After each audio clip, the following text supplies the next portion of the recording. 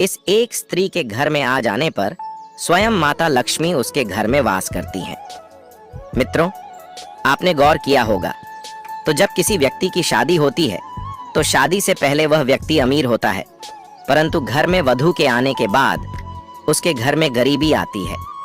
इसका क्या कारण है और वह कौन सी स्त्री है जिसके घर में आने पर स्वयं माता लक्ष्मी का वास होता है और उस व्यक्ति के घर पर अन्न धन की कमी नहीं होती? और वह कौन सी स्त्री है जिसके घर में आने के बाद अमीर से अमीर आदमी भी कंगाल हो जाता है? यह वीडियो सभी के लिए अत्यंत महत्वपूर्ण है, तो इसे विवाहित लोग पूरा अंत तक अवश्य देखें। जिनके घर में क्लेश है, घर में पैसा नहीं टिकता है, तो स्वयं माता लक्ष्मी द्वारा बताई गई बातों को ध्यान से सुनिए। एक बार की बात है, देवर्षि नारद जी माता लक्ष्मी जी के पास आते हैं और कहते हैं, हे माता, आपके पास मुझे मेरे प्रश्न की एक मनसा खींच लाई है। मेरे मन में 2 प्रश्न उमड़ रहे हैं। तब माता लक्ष्मी कहती है कि हे देवर्षि नारद जी, कहिए आपके वह 2 प्रश्न कौन से हैं? मैं आपके उन दोनों प्रश्नों के उत्तर आपको अवश्य दूंगी।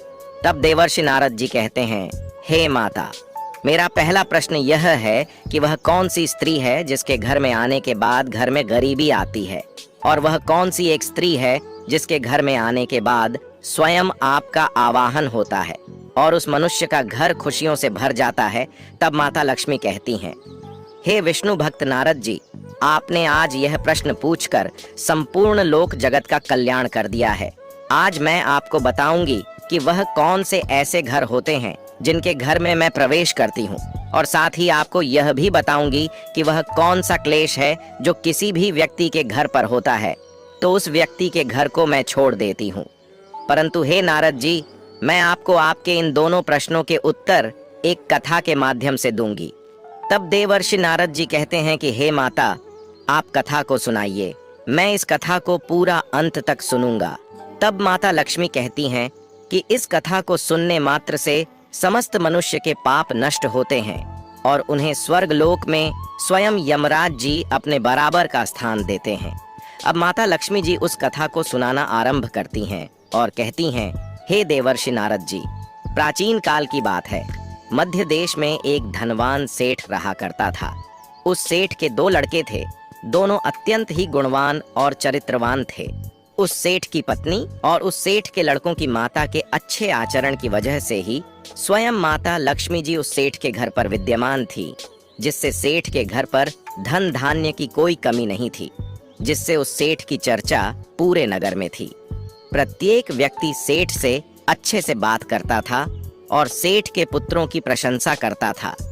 सेठ अब जहां भी जाता था अपने पुत्रों को साथ लेकर जाता था और उन्हें वह सारा काम सिखाता था जो वह सेठ स्वयं करता था, जिससे अब सेठ के पुत्र भी अपने पिता के काम में हाथ बटाने लगे थे, जिससे सेठ को दिन दुगनी रात चौगुनी तरक्की मिलने लगी थी। उसका धंधा साथ में आसमान पर था।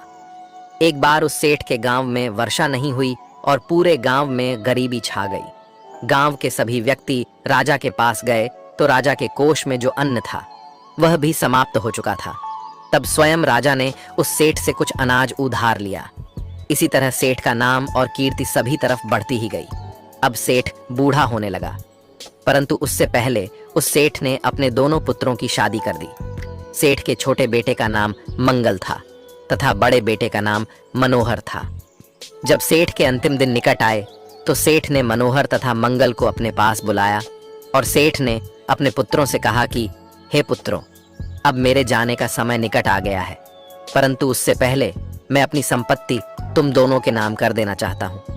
अब माता लक्ष्मी कहती हैं कि हे देवर्षि नारद जी, अब वह छोटा बेटा मंगल बोल पड़ता है, पिताजी, मुझे संपत्ति में कोई हिस्सा नहीं चाहिए, बस मुझे आपका आशीर्वाद चाहिए और आप यह पूरी संपत्ति बड़े भैया मनोहर के नाम कर दो।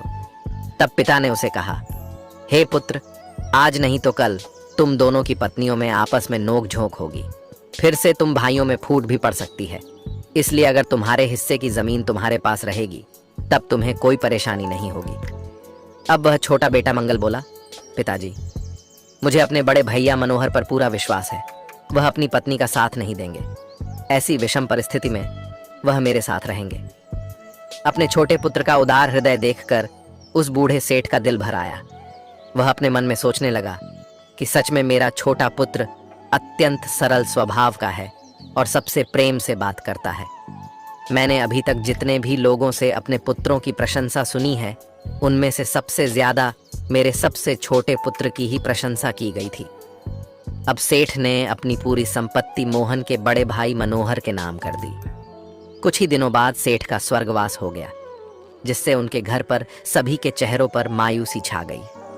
अब माता लक्ष्मी कहती हैं कि हे देवर्षि नारद जी, परंतु अभी तो यह सिर्फ शुरुआत थी। अब उस सेठ की मृत्यु के बाद मंगल और मनोहर की माता का भी अब स्वास्थ्य ठीक नहीं रहता था। 6 महीने बाद उनका भी निधन हो गया, जिससे मनोहर तथा मंगल बहुत दुखी हुए। इसी तरह दोनों भाई अब अपने पिता के व्यवसाय को संभालने लगे तथा उन दोनों की पत्नियां घर में रहकर घर का काम संभालती थीं। इसी तरह अब उन दोनों का जीवन व्यतीत होने लगा। परंतु कुछ दिनों बाद मनोहर को व्यवसाय में घाटा होने लगा, तो मनोहर को लगा कि शायद उसका छोटा भाई मंगल उसके साथ व्यवसाय में चालाकी कर रहा है और इसी वजह से उसे व्यवसाय में नुकसान हो रहा है। एक दिन मनोहर ने घर जाकर उसके छोटे भाई मंगल से यह बात कह दी, परंतु अपने भाई के ऐसा कहने पर मंगल ने भाई की बात का बिल्कुल भी बुरा नहीं माना। पिता के गुजर जाने के बाद मंगल अपने बड़े भाई को ही पिता की तरह सम्मान देता था। धीरे धीरे मनोहर की पत्नी भी अब मंगल की पत्नी से लड़ने लगी और सारी वसीयत मनोहर के नाम होने की धमकी देने लगी। एक दिन जब मंगल की पत्नी को मनोहर की पत्नी द्वारा बहुत परेशान किया गया, तब उसने आकर अपने पति मंगल से कहा कि हे प्रीतम, आपने अपने पिताजी की बात को ना मानकर सच में बहुत बड़ी भूल कर दी है। आज आपके बड़े भाई की पत्नी मुझे इस संपत्ति का लोभ दिखाती है, परंतु हे प्रीतम, मुझे यह सब कुछ नहीं चाहिए। मुझे बस आपका साथ चाहिए और रहने के लिए एक छोटा सा घर चाहिए, जिसमें मैं नित्य पूजा अर्चना करके शास्त्रों के अनुसार सारा काम कर सकूं। मंगल की पत्नी ने जब अपनी भाभी के लिए ऐसे शब्द सुने तो मंगल को उस पर विश्वास नहीं हुआ और मंगल ने अपनी पत्नी की बात को हंसी में टाल दिया और कहा कि हे प्रिय, वह हमारी भाभी जी हैं, उनका तो हक ही है ऐसे मजाक करने का। ऐसी ही बातों में मंगल की पत्नी भी आ गई और उसने भी सोचा कि शायद हो सकता है ऐसा ही हो।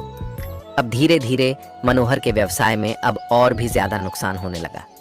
एक दिन मनोहर गुस्से में आकर अपने भाई से बोला, यह सारी वसीयत मेरे नाम है और तुम ऐसे इस वसीयत को बर्बाद नहीं कर सकते। मैं जो भी व्यवसाय करता हूँ उसके बारे में सब कुछ तुम्हें पता होता है।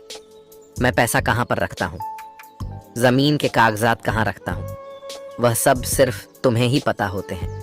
तुम्हारे अलावा किसी को नहीं पता होते और पिता से भी ज्यादा हम दोनों काम करते हैं, परंतु फिर भी हमें व्यवसाय में घाटा हो रहा है। अवश्य ही तुम पैसों की हेर फेर करते हो, इसी वजह से व्यवसाय में घाटा हो रहा है। यह सारी संपत्ति पिताजी ने मेरे नाम की है, इसलिए मैं तुम्हें अपनी संपत्ति से बेदखल करता हूँ। मोहन बेकसूर होकर अपने भाई की बात सुनता रहा। उसे अपने भाई पर जो भरोसा था वह सब कुछ 2 मिनट में चकनाचूर हो गया।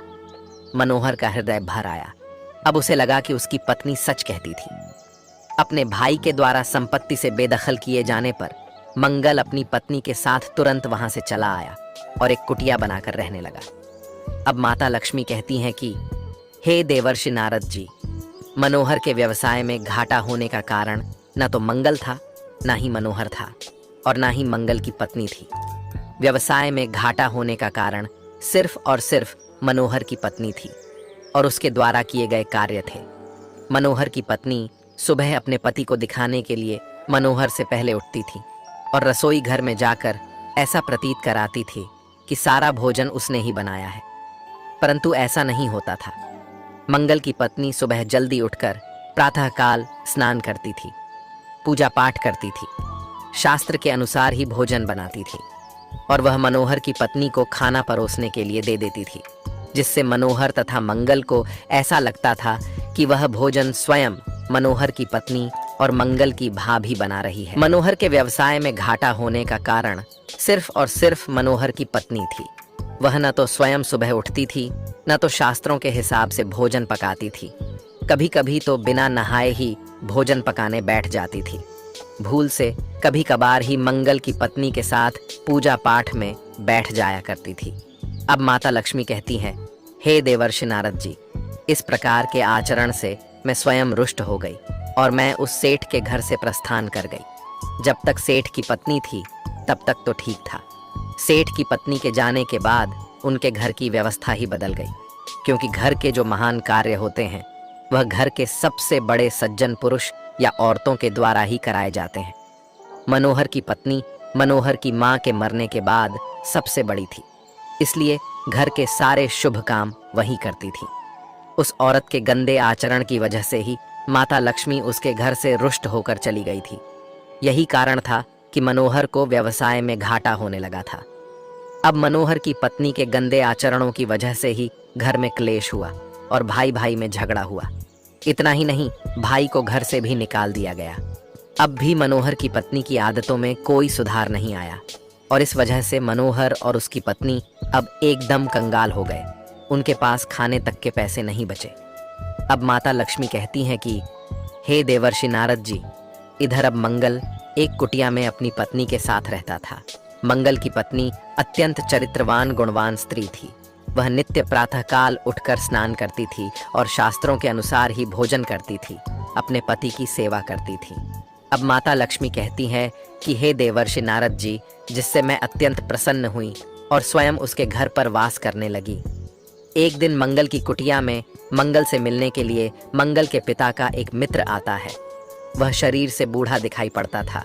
मंगल की कुटिया के अंदर आने पर मंगल ने उसका यथाशक्ति से सत्कार किया और बोला कि हे अतिथि देवता, आज आप इस गरीब दुखिया की कुटिया में किस लिए आए हैं? तब मंगल के पिता के मित्र ने कहा, हे पुत्र, मैंने सुना है कि तुम्हें तुम्हारे भाई ने अपने ही पिता की संपत्ति से वंचित कर दिया है और मेरी भी कोई औलाद नहीं है, इसलिए मैं अपनी पूरी संपत्ति तुम्हारे नाम करना चाहता हूँ। उस आदमी के ऐसा कहने पर मंगल ने उसे बहुत मना किया, परंतु वह सज्जन पुरुष नहीं माने और उन्होंने मंगल को उसके पिता का वास्ता देकर किसी तरह मना लिया और अपने साथ लेकर अपने घर गया और अपनी सारी संपत्ति मंगल के नाम कर दी। अब मंगल और उसकी पत्नी दोनों बड़े ही सुखपूर्वक से अपना जीवन व्यतीत करने लगे और इधर मनोहर अपनी पत्नी के गंदे आचरण की वजह से डर डर की ठोकरें खाने लगा। अब माता लक्ष्मी कहती हैं कि हे देवर्षि नारद जी, अब तो आपको आपके प्रश्न का उत्तर मिल ही गया होगा कि वह कौन सी स्त्री है जिसके घर में आने के बाद घर में गरीबी आती है और वह कौन सी स्त्री है जिसके घर में आने के बाद उस घर में स्वयं मेरा वास होता है। अब देवर्षि नारद जी कहते हैं, हे माता, अभी भी मुझे समझ में नहीं आया